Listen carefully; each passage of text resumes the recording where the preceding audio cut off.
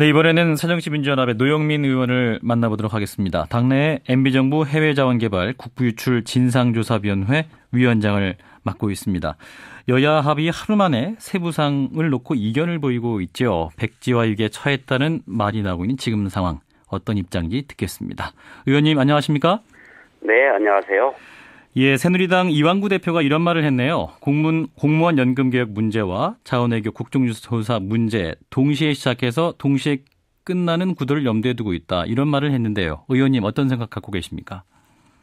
글쎄요, 그거는 지난 10일 날 여야 지도부가 합의한 대로 해외 자원개발 국정조사 특위하고 예. 공무원 연금 개혁을 위한 국회의 특위를 연내에 구성하면 됩니다. 예. 그러고요. 구체적 사안은 특위 내에서 진행하면 되는 것입니다. 합의안에도 없는 시안을 가지고 무슨 국정조사와 연계할 일은 아닙니다. 국정조사 하다 보면 길어질 수도 있고 짧아질 수도 있는 것일 거고, 마찬가지로 연금개혁 역시 내부에서 충분한 논의가 이루어진 다음에 결정되지 않겠습니까? 그것을 사전에 전혀 다른 두 가지 사안을 같이 시작해서 같이 끝낸다는 것이 그게 인위적으로 가능하겠습니까? 합리적이지도 않고요. 그런데 이제 세부사항 조율에 실패하게 된다면은 이 국정조사 자체가 또 이루어질 수 없는 것이 아닌가, 이런 우려가 나오고 있기 때문에 그런 건 아니겠습니까? 그렇지는 않을 겁니다. 저희들이 볼 때는 해외 자원 개발과 관련된 국정조사 문제는 정부 여당이 받지 않을 수가 없습니다. 저희들은 사실 정부 여당이 이것을 받지 않으면 추가적으로 대형 좀 의혹을 계속해서 제기할 생각이었었습니다. 자원외교 국정조사 그러면 적어도 언제부터 시작돼야 된다고 보시나요? 구체적인 일정은 아직 나오지는 않았습니다만, 예. 양당 지도부가 국정조사 특위의 인적 구성을 완료하면 그 다음부터 아마 특위 일정을 확정 지을 수 있지 않겠습니까? 예. 그러면 이제 일정이 확정되면 이제 국정조사 내용이 또 문제가 될 것 같습니다. 네. 이제 쟁점은 조사 범위인데, 이제 이명박 정부 당시에 자원외교만 문제 삼을 것이냐, 아니면 역대 정부의 자원외교까지 다 포함해서 사업도 열어볼 것이냐, 이것이 쟁점인데요. 어떤 입장이세요? 글쎄요. 원칙적으로 문제가 있다면 무엇이든 다 조사를 해야 되겠죠. 그렇지만 이게 자원외교 해외 자원 개발이라는 개념이 나온 것이 노무현 정권 때 시작된 거 아니겠습니까? 예. 그 전 정권에는 이런 개념조차가 없었고요. 근데 노무현 정권 때는 아주 작은 금액만 탐사 개발 쪽에 투자했던 겁니다. 예. 노무현 정권 때 해외 자원 개발에 투자된 총 금액이 24억 달러거든요. 예. 이명박 정권 하에서 이루어졌던 대형 프로젝트 한 건보다도 적은 금액입니다. 그런데 또 노무현 정권 때 신규로 투자됐던 현장, 거기서 현재까지 회수된 금액은 57억 달러예요. 예. 그렇기 때문에 물론 이제 그 이후에 추가로 투자된 것은 있습니다만, 그렇기 때문에 저희들이 볼 때 노무현 정권 하에서 이루어졌던 투자는 아주 정상적인 거였습니다.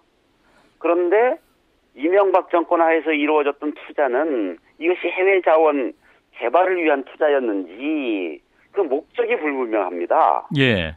국내 정치용 과잉 홍보 문제도 나오고 있습니다만 이런 거고요. 그리고 이거 경제성을 또 도외시했어요.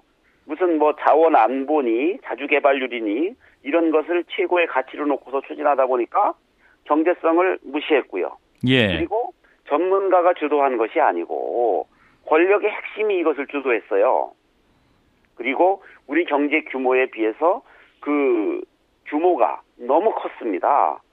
당시에 투자된 것, 계약에 의해서 향후 5년간 다시 또 투자되어야 될 것이 70조가 넘거든요. 예. 이런 걸 볼 때 우리 국가 가용 재원의 분배를 아주 극단적으로 지금 왜곡시키고 있는 거 아닙니까? 예. 미래 신성장 동력 산업에 투자해야 할 우리나라의 가용 재원을 전부 쏟아붓고 있는 겁니다. 예, 의원님 좀 전에 이제 김두전 홍보수석 얘기 들으셨습니까? 네. 예, 이제 이분 말씀은 이제 자원외교라는 것이 성공률이 선진국도 20% 이하다. 무엇보다 장기적으로 이제 자원외교의 이익은 회수할 수 있는 것이다. 이런 주장인데요. 그렇지가 않고요. 노무현 정권 때는 탐사 개발 위주로 투자했습니다. 예. 탐사 개발은 20% 이내입니다. 성공률이. 예. 그렇지만 탐사에 성공해서 경제성 있는 광구가 확인되면 개발을 합니다. 예. 이 개발 단계로 들어가면 성공률이 한 8, 90%로 넘어가겠죠. 당연히 경제성 있는 것으로 확인된 것에 대해서만 개발하니까요. 탐사 단계가 끝난 거니까. 그리고 개발이 끝나면 생산이 됩니다. 예. 그런데 이명박 정권은 탐사 쪽에 투자한 것이 아니고요, 주로. 네. 이 개발 광구와 생산 광구에 투자를 집중했습니다. 단기적 성과를 위해서. 그렇기 때문에 성공률을 단순 비교할 수가 없고요. 그나마도 VIP 자원 외교를 통해서 체결한 MOU가 45건이었는데 현재 의미 있게 진행되고 있는 것은 2건밖에 남지 않았습니다. 예. 그렇기 때문에 성공률 자체도 떨어지고 사실은 단순 비교할 수 없는 개발과 생산 광구 위주의 투자를 했는데도 지금 이렇게 엉망을 만들어버린 겁니다. 예. 예, 그렇기 때문에 전혀 다르다는 말씀을 드립니다. 예, 그러니까 단기적으로 이익을 얻을 수 있는 곳에 투자했음에도 불구하고 회수하는 이익이 너무 작다. 그렇기 때문에 국정조사 필요성 더 높다. 이런 말씀이신데. 그렇습니다. 손실의 규모가 예. 도대체 얼마인지 측정할 수 없을 정도로 천문학적이라는 거고요. 그리고 이 일이 합법적으로 추진되지 않았다는 것하고요. 전문가가 배제되고 권력 핵심이 왜 이 해외 자원 개발을 주도했는지 이런 것들 그리고 정책적 목적이 도대체 타당했는지 이런 것에 대해서 저희들이 다 밝혀나가야 합니다. 그러면 증인 채택 문제가 핵심이 될 것 같은데 이명박 전 대통령 국정조사에 부르실 건가요? 글쎄요. 저희들이 볼 때 예. 성역 없이 누군가가 요구가 된다면 국민 앞에 떳떳하게 다 의혹을 밝혀야 된다고 생각을 하고 있거든요. 예. 국민들 입장에서 볼 때는 정말 화병 날 일 아닙니까? 이 어마어마한 국민의 혈세를 외국에 나가서 이렇게 정말 기부하듯이 이렇게 조고 다녔는데 이걸 어떻게 진상 규명하는 데 있어서 성역이 있을 수 있겠습니까? 성역 없이 하겠다 이런 말씀이시고 지난달 이제 21일 저희 방송에 오셔가지고 국정조사에 대비해서 아주 중요한 자원외교 내용을 비공개로 관리하고 있다 이런 말씀도 하셨어요. 예. 예, 그 내용은 뭡니까? 여러 가지가 있습니다. 예. 여러 가지가 있다. 예. 권력형 비리 주장하고 계시는데 그러면 여기서 좀 밝힐 수 있는 내용이 있을까요? 권력형 비리 그런 수준으로 가는 것은 아니고요. 예. 아무튼 소위 계약과 투자 단계에서 있었던 소위 불법적 일, 불법적인 그런 일이라든지 예를 들면 이면 계약을 통해 가지고 예. 이렇게 좀 돈을 더 주고 그것을 또 이사회는 또 2년 정도씩 소위 숨기고 이런 거라든지 아니면 대통령이 외국 나가서 사고 치고 온 그 계약 건에 대해서 정말 해당 기업의 직원이 정말 송금 관련된 일에서 정말 목숨 걸고 막은 거라든지 이런 것들입니다. 예. 계약 세부 사항 내용 같은 것일 텐데 이제 국정조사 한계론도 나오고 있습니다. 이를테면 이제 해외 국가와 계약한 것이고 외교 문제이기 때문에 과연 그 상대 국가에 가서 현장 조사 문제도 있기 때문에 과연 이것이 실효성 있는 조사가 나올 수 있을 것인가 이런 문제직인데요.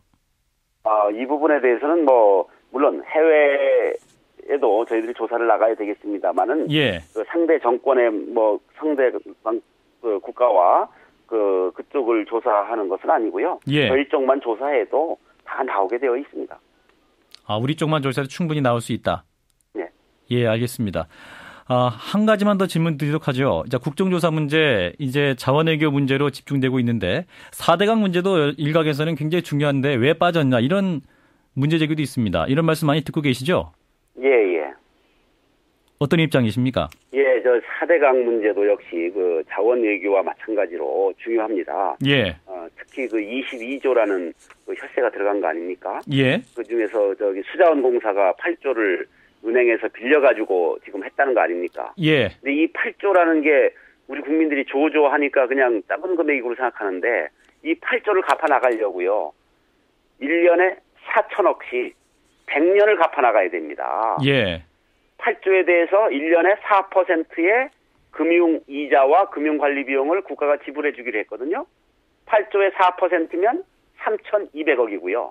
예, 8조를 100년에 걸쳐서 1년에 1%씩 갚아나가면 그게 800억입니다. 예, 그렇게 심각한데. 3,200억과 800억 하면 4천억이거든요. 이 1년에 4천억씩 100년을 갚아야 8조가 됩니다. 수자원공사가 그 8조 갚아나가야 될 돈이. 그런데 사실 이 그 4대강 사업에 대해서는 정책의 그 목적 그리고 그 이후의 관리 비용뿐만이 아니라 그 목적이 과연 알겠습니다. 제대로 달성된 것인가의 문제 이런 모든 것에 대해서 정말 국정조사를 통해서 확실하게 밝혀져야 합니다. 예, 그럼 필요하다는 말씀이네요. 예, 필요한데 지금 그 새누리당에서 이 4대강 문제에 대해서는 뭐 철저하게 방어를 하고 있고 그런 상황입니다. 예, 한계가 좀 있다 이런 말씀이세요. 네, 여기까지 듣죠. 고맙습니다. 네. 새정치민주연합의 노영민 의원이었습니다.